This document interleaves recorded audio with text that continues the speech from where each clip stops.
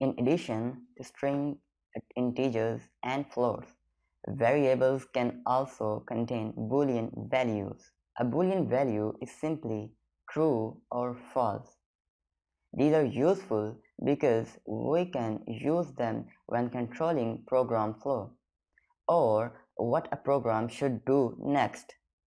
We will see this in detail later on. So as you can see in this picture, to assign a Boolean value to a variable, we just use the word true or the word false.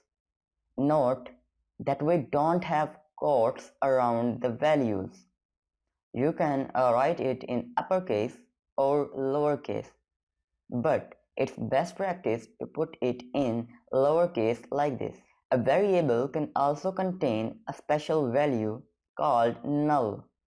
Null is used to represent a variable that has no value. A variable is null if no value has been assigned to it yet.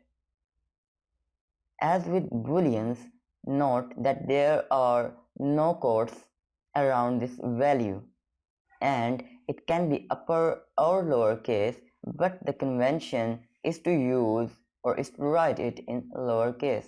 As with numbers, we need to be careful with variables like these. The first one contains a Boolean value, while the second one contains a string with the word true. These are not the same. Likewise, the first variable here is null, while the second one contains the 4 characters NULL. These are not the same. Let's look at an example of some of these variables. Let's add a Boolean and a null variable. To declare a variable, always make sure you start with $sign. Then the variable name, like is admin, then space, then is equal to, then space, and value. Make sure you don't put it in double quotes or single quotes because it converts it into a string. Then again something like a null value, like so. Don't forget to end an instruction or a statement in PHP with semicolon.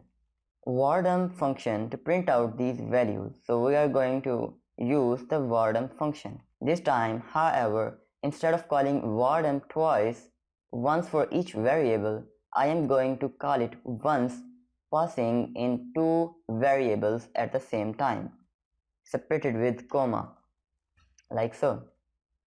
Again, don't forget to end your statement with semicolon. Wardum function lets you pass in as many variables as you like. We will learn more about passing values to function later on. So in the browser, first of all, we are going to save this file. So in the browser, when we open our PHP file, we see the values printed out. So the bool or boolean value true and another value is null. Thanks for watching this video. If you have any questions, you can ask in comment section.